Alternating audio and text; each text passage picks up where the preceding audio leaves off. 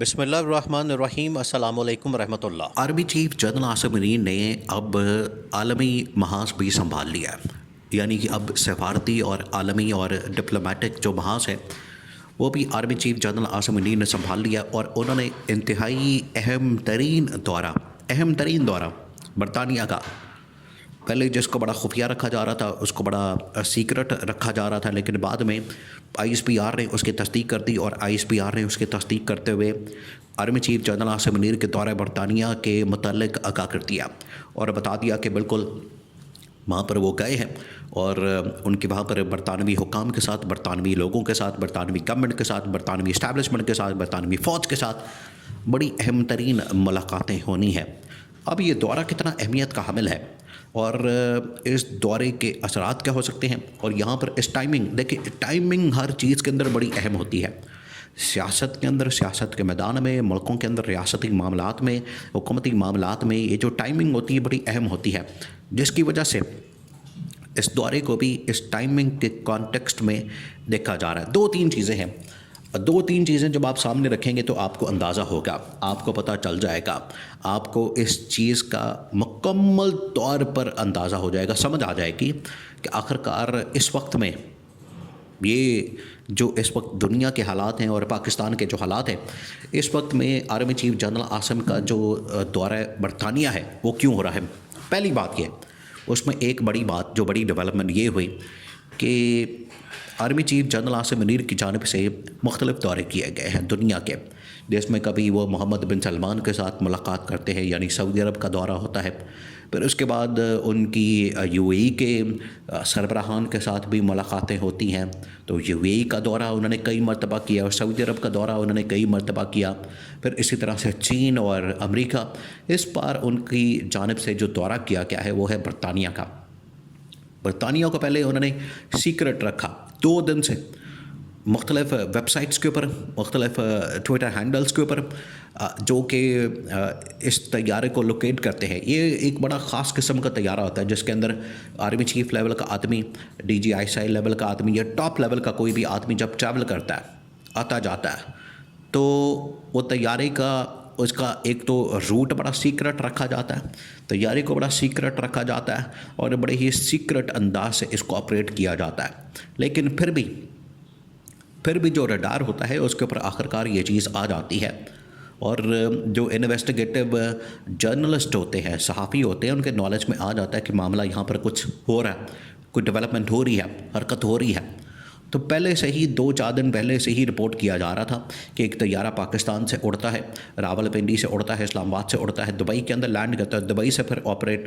Dubai سے کچھ گھنٹوں بعد پھر یہ ٹیک آف کرتا ہے اور برطانیہ جاتا ہے، لندن کے اندر لینڈ کرتا ہے۔ تو اس کے بارے میں رپورٹ تو کیا جا رہا تھا، آخرکار اس کی تصدیق ہو گئی کہ بالکل یہ آرمی چیف کا طیارہ تھا، آرمی چیف اس میں جا رہے تھے۔ اب یہ کیوں گئے برطانیہ کے دورے پر؟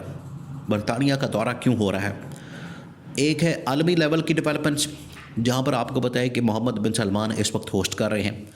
ایک اہم ترین کانفرنس یوکرین کی جنگ کے خاتمے کے لیے، امریکی، روسی عہدیدار، اس کے علاوہ یوکرین کے یورپین طاقتیں وہاں پر موجود ہیں۔ اس کے بعد، اور یہ بڑے پیمانے پر ڈیولپمنٹ ہو رہی ہے، اس کے بعد جس طریقے سے جو اس وقت غزہ کی پٹی کے اوپر حملہ کرنے کا فیصلہ کیا گیا یا قبضہ کرنے کا فیصلہ کیا کہ امریکہ کی جانب سے، اسرائیل کی جانب سے، اس میں آپ کو پتہ ہے برطانیہ نے بھی اپنا کردار ادا کیا،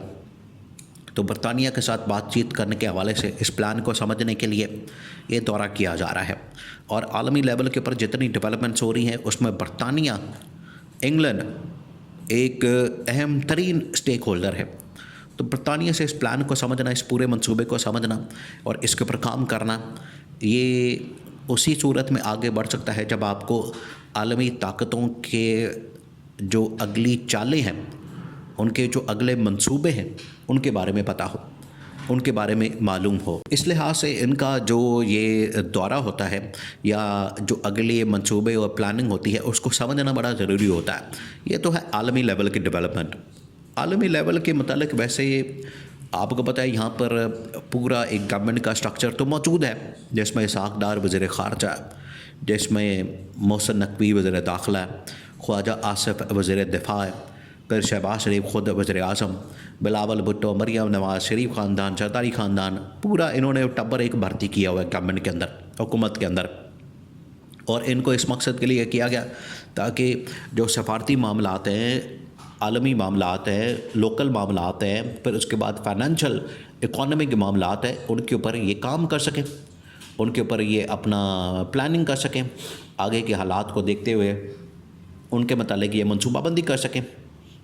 لیکن ان کے اندر نہ تو اتنی قابلیت موجود ہے، نہ ان کے اندر اتنی صلاحیت موجود ہے، نہ ان کے اندر اتنا لیڈرشپ اور اتنی سمجھ بوجھ اور ویژن موجود ہے کہ چیزوں کو سمجھ کے فیصلے کر سکے. ان کی ٹوٹل اوقات یہ ہے کہ آج آئی ایم ایف بجلی کی قیمت بھی آج آئی ایم ایف طے کر رہا ہے. بجلی کی قیمت کتنی ہونی چاہیے، کتنے روپے یونٹ ہونا چاہیے، یہ فیصلہ بھی آج آئی ایم ایف کر رہا ہے. آئی ایم ایف نے مکمل طور پر پاکستان کے اوپر کنٹرول حاصل کر لیا ہے. یہاں سے آپ اندازہ کر سکتے ہیں کہ ان کی اوقات کتنی ہے. تو یہ تو کچھ کر نہیں سکتے، تو آخر کار پر اسٹیبلشمنٹ کو کرنا پڑتا ہے. تو عمران خان اس چیز کی سمجھ بوجھ رکھتا تھا، عمران خان کو یہ ساری چیزوں کا پتہ ہوتا تھا، عمران خان مکمل انڈرسٹینڈنگ رکھتا تھا، عمران خان کے پاس ویژن بھی ہوتا تھا، عمران خان اس سارے معاملے کو سمجھتا تھا کہ کیسے چیزیں آپریٹ ہو رہی ہیں، انٹرنیشنل لیول کے اوپر کیا ہو رہا ہے، پاکستان کے اندر اس کا امپیکٹ کیا ہو سکتا ہے، پاکستان کے اوپر اس کے اثرات کیا ہو سکتے ہیں. عمران خان کو ان ساری چیزوں کا پتہ ہوتا تھا. اس وجہ سے عمران خان جب فیصلے کرتا تھا تو عمران خان ان تمام چیزوں کو مد نظر رکھتے ہوئے فیصلے کرتا تھا. یہ نہیں کر سکتے.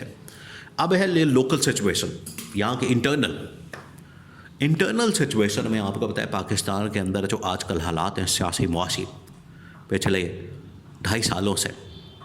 سالوں سے عدم استحکام یہاں پر بہت زیادہ ہے. یہاں پر لڑائی جھگڑے اور یہاں پر ڈپلومیٹک لیول کے اوپر بھی اور لوکل لیول کے اوپر بھی جو چپقلش ہے بہت زیادہ ہے. برطانیہ نے پہلے بھی پاکستان کے متعلق، یہاں پر سویلینز کو ملٹری ٹرائل کے متعلق، عمران خان کے ٹرائل کے متعلق، عمران خان کے خلاف ہونے والی انتقامی کارروائیوں کے متعلق بات کی تھی. اور انہوں نے کہا تھا کہ پاکستان میں یہ جو سب کچھ ہو رہا ہے اس کو ہم نہیں مانیں گے اگر غیر جمہوری طریقہ استعمال کیا جاتا ہے، غیر آئینی اور غیر قانونی طریقہ استعمال کیا جاتا ہے.